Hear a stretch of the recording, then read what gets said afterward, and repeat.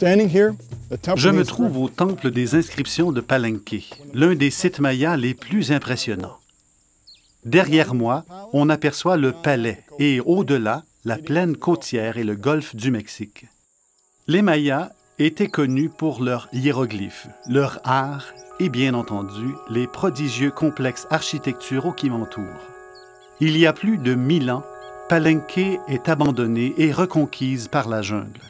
Il y a près de 300 ans, les explorateurs espagnols arrivent et reproduisent par leurs dessins d'extraordinaires réalisations artistiques et architecturales des Mayas. La fin du 19e siècle et le début du 20e voient l'arrivée des explorateurs photographes qui nous laisseront de remarquables clichés.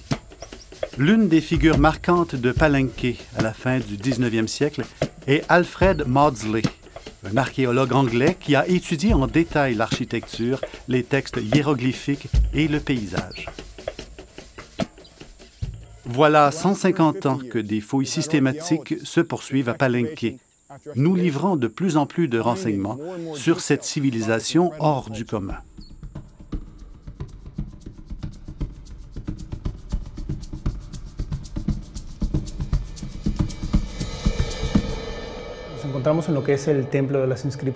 Voici le temple des inscriptions, mieux connu comme étant le tombeau de Pakal. Kinish Hanab Pakal, un des rois les plus puissants de la cité de Palenque, a lui-même fait construire cet édifice, sa sépulture.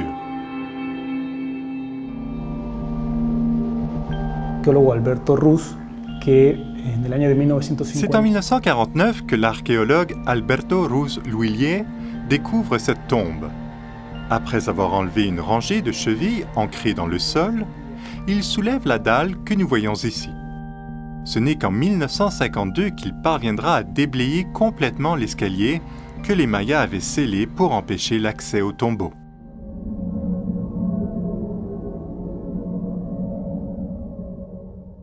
Lorsque Ruz arrive ici, il s'aperçoit qu'une dalle triangulaire bloque le passage. Ayant réussi à la déplacer avec l'aide de son équipe et d'une barre à mine, il se rend compte qu'il vient de découvrir une chambre funéraire comportant une magnifique pierre tombale. Il croit d'abord qu'il s'agit d'un autel dans un lieu de culte, mais il ne tardera pas à comprendre que l'énorme dalle n'est pas fixée à la base. Il se décide alors à la soulever à l'aide de crics, et il lui faudra rester dans le tombeau pendant 24 heures pour y parvenir. En promenant sa lampe électrique sous la pierre, il aperçoit un crâne, le crâne de Pakal.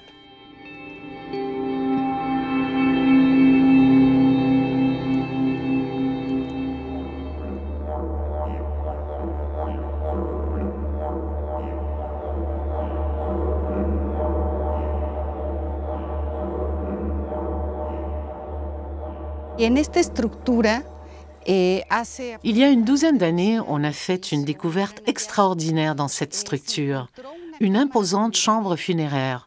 Une crypte a été mise au jour sous ce qui était un temple. La crypte est plus ancienne que le temple. Ce lieu est d'autant plus important qu'il s'agit du tombeau d'un des premiers souverains de la cité. Ce tombeau a été découvert à l'aide d'une sonde. Une caméra vidéo a été glissée dans une petite ouverture pratiquée dans le plafond de la crypte. Les images vidéo nous ont permis de voir le contenu de la tombe. Récipients divers, éclats de perles de jade et dépouilles du défunt. Ce sont les murs de la crypte, couverts de stucs multicolores et ornés de 9 figures humaines qui retiennent l'attention des chercheurs.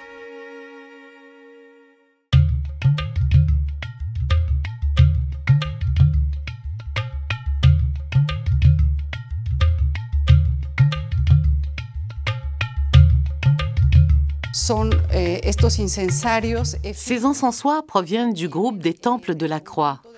Remarquez en particulier cette pièce, trouvée dans le Temple de la Croix feuillue. C'est une des collections les plus précieuses de Palenque. À ce jour, plus de 100 objets de ce type y ont été découverts. Les encensoirs étaient utilisés lors de cérémonies destinées à communiquer avec les dieux. Ce sont des objets rituels. La partie supérieure comprend un récipient devant recevoir des résines végétales et le sang versé dans les rituels d'autosacrifice. La fumée faisait partie intégrante de l'offrande aux dieux.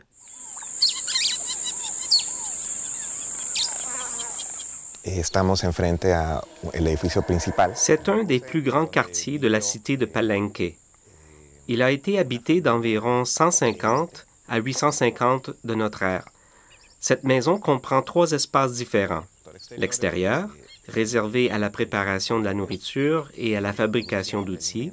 L'intérieur, à l'origine recouvert d'un toit, servant à l'entreposage, et l'espace domestique où les gens dormaient.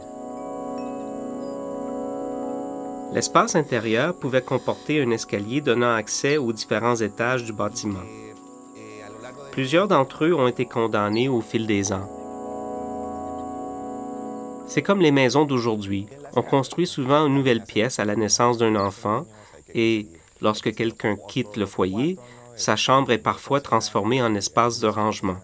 La même chose se produisait à cette époque.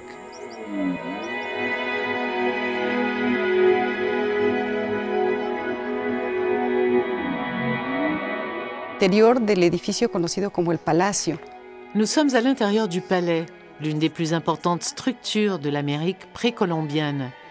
C'est une série d'édifices composés de différentes maisons, comme on les appelle, donnant sur des cours intérieures. Le palais était la résidence du souverain et de sa famille, et on y tenait aussi des cérémonies publiques.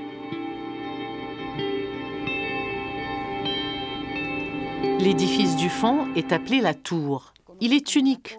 Il n'existe rien de semblable dans l'architecture maya. Il servait sans doute d'observatoire astronomique. C'était également un poste de garde permettant d'observer l'arrivée des groupes dans la cité. Surplombant la plaine du Golfe et offrant une vue des voies d'accès à Palenque, cette tour témoigne de la grande complexité des Mayas de Palenque à la période classique.